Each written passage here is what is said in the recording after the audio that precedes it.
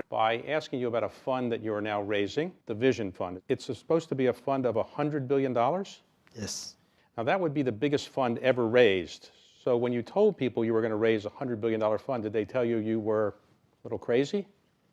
Well, some people said. You had a meeting with a man who was the Deputy Crown Prince of Saudi Arabia, who's now the Crown Prince of Saudi Arabia. And as I understand the story, you went in and in 1 hour you convinced him to invest $45 billion. No, it's not true. Okay? 45 minutes, $45 billion. Okay, sorry. Okay, I apologize. In other words, So if you had had... $1 billion per minute. What could you have said that was that persuasive to get $45 billion in one meeting?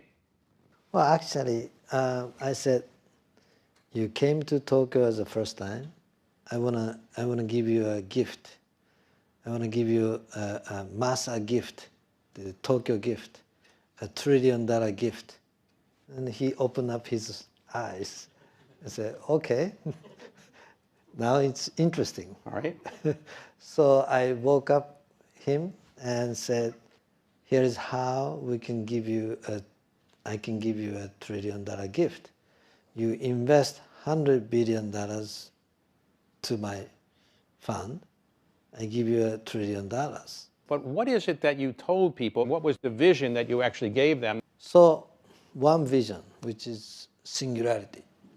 Singularity is the concept that the computing power, computers' artificial intelligence surpass mankind's brains. The singularity is the concept. The word means that is the point at which a computer becomes smarter than a human brain. Yes.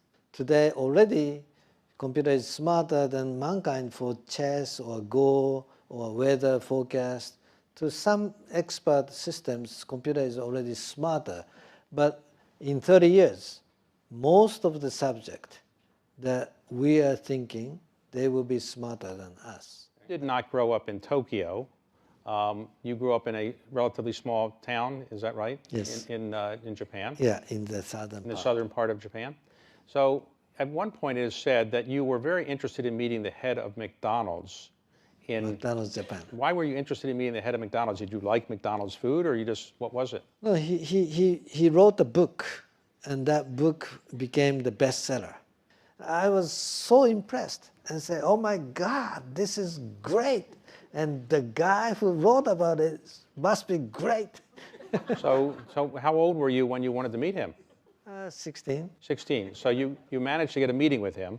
I called his assistant, and long distance call. Back then it was so expensive. I made almost 100 calls, 60 calls. And say, this is my name, I'm a student, and could you ask him to share me some time? And could you ask him? And she said, oh, I will try, but he's not going to meet with a student.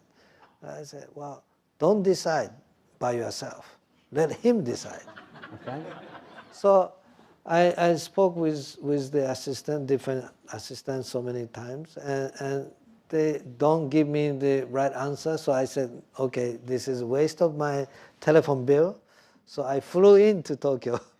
And I said, I came because the phone call becoming more expensive than air ticket. So what happened?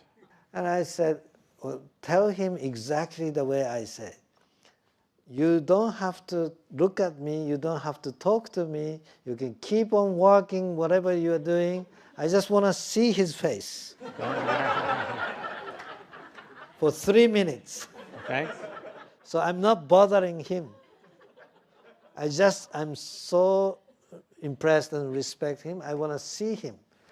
And if you tell him that I'm not going to bother him, time is money, he says, I'm not going to damage his life, she actually asked. And he said, okay. Actually, he spent 15 minutes with me, talking face to face. And he gave you some advice, which was to learn. Yeah, I asked him, what business should I do? Computer. That's the one. If I were you, at your age, at this time of the, don't look at the past industry, look at the future industry. That's the one, computer industry, that's the one you should focus. If I were you, that's the one. So I said, wow, great. Okay, so he gave you that advice. So you're number one in your class, and then you go to University of California at Berkeley. Yes. But when you were there, I understand you were not being a student so much, you were doing business on the side. Well, I was a good student. But I said, 5 minutes I would allow other than study. I have to make money. I want to earn $10,000 per month, and I will allow myself, 5 minutes a day. So I asked my friends, isn't it a good job that I can earn $10,000 in 5 minutes a day? But my friend said, you're crazy, it's impossible, nothing like that. Do you want to sell drug? So I said, no, I don't want to do that. So I said, okay, what is the best, most efficient use of my time? It's invention. It's invention, and I have to file patent. If I get the patent, 5 minutes, if I focus, I can come some idea. I can make some idea. So I set alarm clock 5 o'clock, 5 minutes. And tick. In 5 minutes, I said, come, invention, come, come, right? So I did that. And it worked. It worked. You invented a machine that helped people translate languages? Yeah, that one was the electronic dictionary.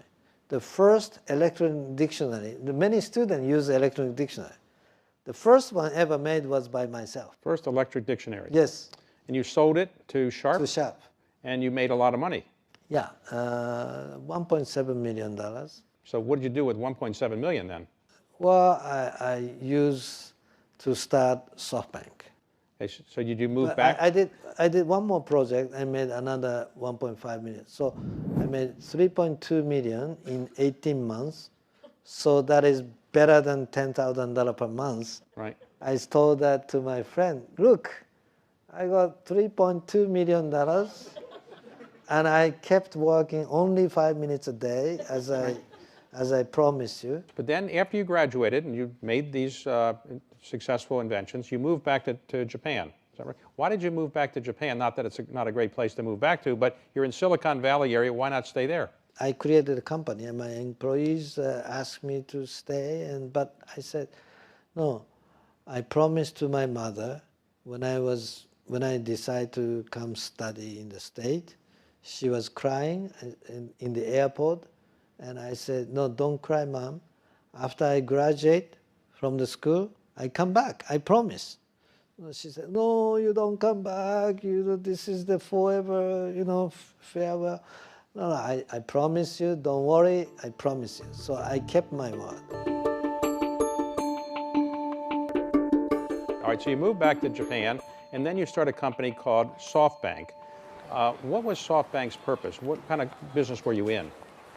So that was the beginning of the time of the personal computer got started.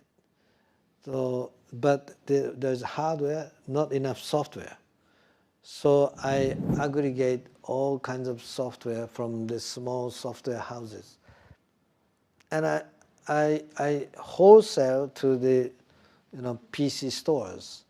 So it's like a bank, the software's bank. It's not the money bank, the software wholesaling, storing in my warehouse. So it's like a concept. So it was very successful. SoftBank stock is going up. And then you decide at some point to start investing. One of the investments you made is considered by many people to be the most successful investment in the history of mankind. You invested roughly $20 million in Alibaba. And at the time it went public, it was worth roughly $90 billion. So 20 million to 90 billion is a return of about 4,500%. Now, Jack Ma is a very distinguished individual now one of the most successful entrepreneurs in the world. What is it that made you feel this was worth putting in $20 million? Well, he had no business plan and zero revenue. Employees, maybe 35, 40 employees. But his eyes was very strong eyes, strong, shining eyes. I could tell from the way he talk, the way he look at. He has a charisma, he has a leadership. So his business model was wrong. It's the way he talk, the way he can bring young Chinese people following him. Before Yahoo was so famous, you made an early investment in it, which was spectacularly successful. How did you hear of Yahoo? Yeah, Yahoo US was still private, 15 employees, and I convinced Jerry to take $100 million of our investment. So at the time we negotiated, we agreed they grew from 15 to 35 people, 35 people. And we invest $100 million to own 35%, and actually went IPO and made a great return. And at the same time, I convinced him to start joint venture, board of Yahoo Japan, where we put $1.2 million, they put $0.8 million, $2 million startup capital. We own 60%. Now let's talk about one big mistake you made overall. Obviously you're very successful in almost everything you've touched, but you were making a lot of internet investments around the turn of the century, around year 2000, 1999, 2001.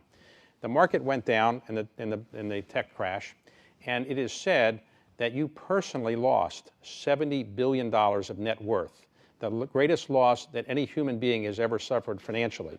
So how did you feel losing $70 billion of net worth? 1 year before that, actually my net worth, personal net worth, was increasing $10 billion per week.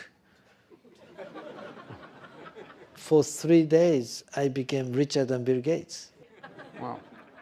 Did that upset him, or? No, before I told to anybody else, our stock started crashing. Okay. So in 6 months after that, our share price went down 99%. So we almost went bankrupt. And somehow I survived. You rebuilt your business. And among the things you did was you bought some very well-known companies. So you bought Vodafone's mobile telephone business in Japan.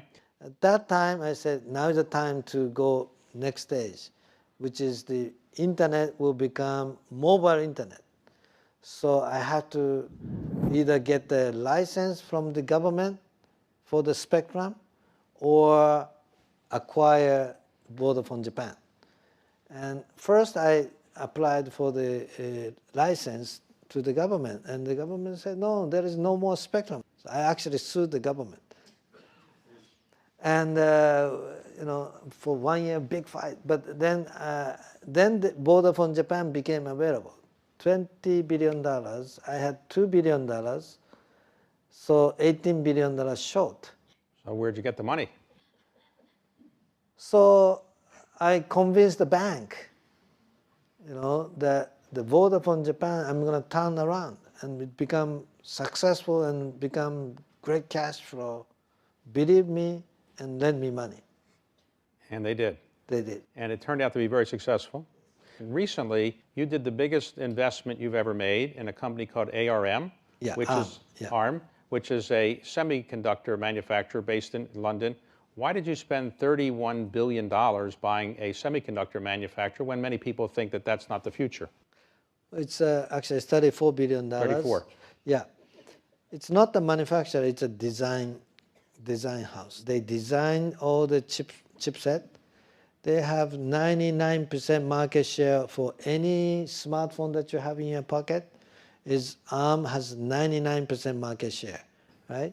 In next 20 years, they're gonna ship 1 trillion chips, designed for 1 trillion chips. So I said, this is the company. This is, nobody can live on the earth anymore without chip. Chip is everywhere, in the car, in your refrigerator, everywhere. So if chip is something that everybody needs, and if there is one company has 90% market share, there must be a value. They're not monetizing well enough, but if I own it, we can monetize much better. So that's my belief. So I think the company is going to be more valuable than Google. So let me ask It's you. not available. It's a private company now.